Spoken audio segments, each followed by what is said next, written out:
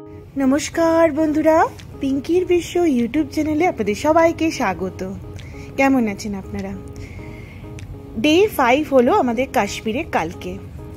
पोस्टटा एकटु देरी करेई होच्छे, माने आजके दिচ্ছি, समय पाওয়া যায়নি।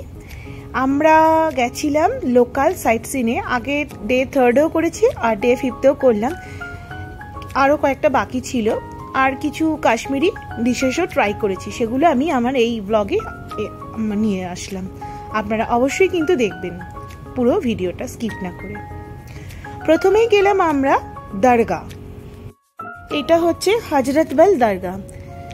মেয়ে অবশ্যই জানেন যে মেয়েদের আলাদা লাইন হয়, ছেলেদের আলাদা লাইন হয় যে কোনো দরগাতে। তো এখানে প্রেয়ার চলছিল ওনাদের, তো গিয়ে একটু বসলাম। ওনারা দেখে আমাকে একটু অবাকই হচ্ছিল। তবুও আমরা যেরকমভাবে ঠাকুরের কাছে প্রার্থনা করি সেম একইভাবে যতজন এখানে আছেন, যারা মাটিতে বসতে পেরেছে তারা মাটিতে, যারা বসতে পারে না চেয়ারে বসে প্রার্থনা করছে। আর ওপারের দিকটা হচ্ছে ছেলেদের জন্য।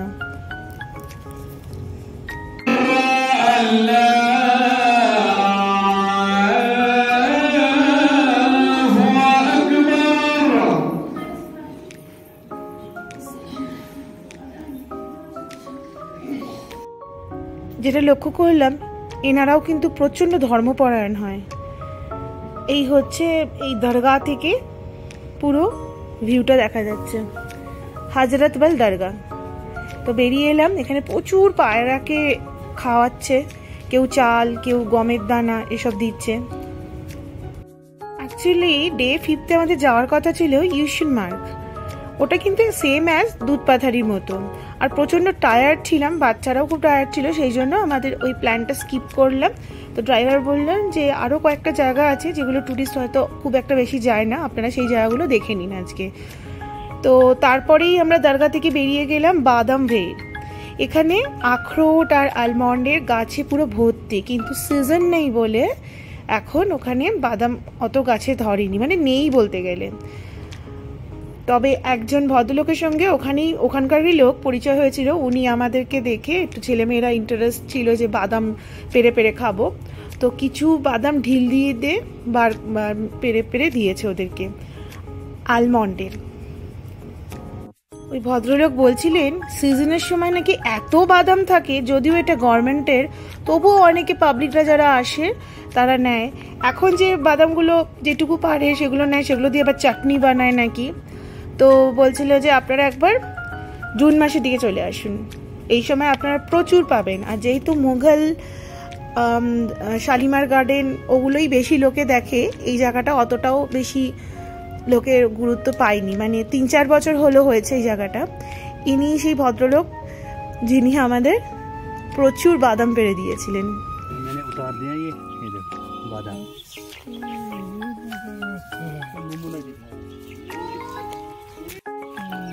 ये तो सही बात है, ये मामरा बादाम है। हाँ हाँ दिख रहा चार।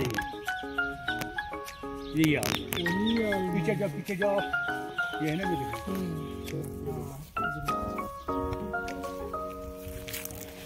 বাদাম পেড়ে দিচ্ছেন আর আমরা খাচ্ছি।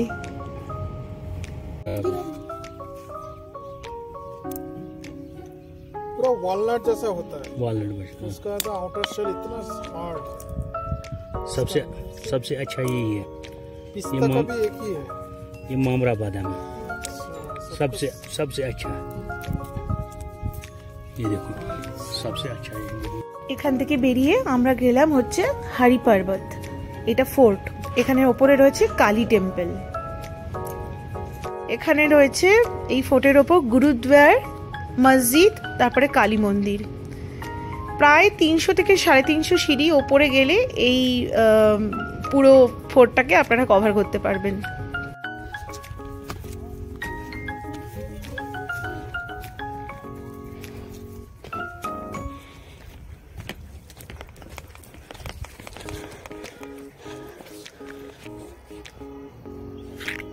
চল ফটো চল।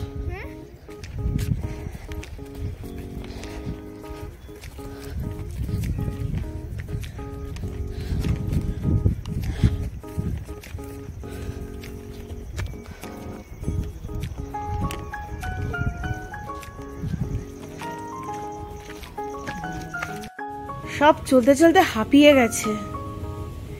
ওপর থেকে কি সুন্দর লাগে না ভিউগুলো দেখতে, দারুণ লাগে, চোখ ভরে দেখে নাও।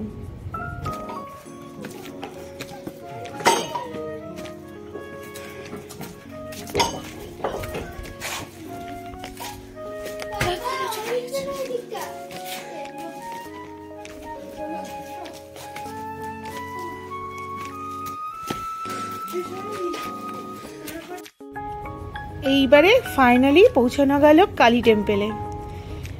এই যে এখানে প্রায় পৌঁছতে 20 মিনিটের ওপর লেগে গেছে। কি সুন্দর দেখুন ভেতরটা। এই হচ্ছে কালী ঠাকুরের মন্দিরের ভেতরটা। জয় মা কালী। এই ফোর্টের অ্যাডভেঞ্চারটা কিন্তু খুব ভালো লাগবে। যারা বেশি ট্রেকিং করতে ভালোবাসে তারা একবার অবশ্যই ট্রাই করবেন। এবারে আমরা নিচে নামবো। কিছু খাওয়া দাওয়া করে নিলাম, কাশ্মীরের কিছু স্পেশাল খাওয়া দাওয়া কালকে করেছিলাম সেগুলো। দুপুরবেলার লাঞ্চটা এখানেই করলাম। তখন বাজে প্রায় 3:30 বেজে গেছে। পেটে তখন চুহা দৌড়াচ্ছিল। কিছু বিখ্যাত খাবার হচ্ছে গোস্তাওয়া, রিস্তা, তো সেগুলো ট্রাই করেছিলাম। আর ছিল মাটন বিরিয়ানি। এই দিয়ে গেল হচ্ছে গোস্তাওয়া, তারপর রিস্তা। মাটন বিরিয়ানিতে আগেই দিল, টমেটো দিয়েছিল মাটন বিরিয়ানিতে। একদমই কিন্তু কলকাতার মতো খেতে নয়, আবার সাউথের মতো নয়, একটু অন্যরকম। আর অর্ডার করেছিলাম কাশ্মীরি পোলাও, ওটা বেশ মিষ্টি মিষ্টি ছিল। আমি প্লেট সাজিয়ে বসে পড়েছি। আর রায়তা আলাদা করে নিতে হয়েছিল।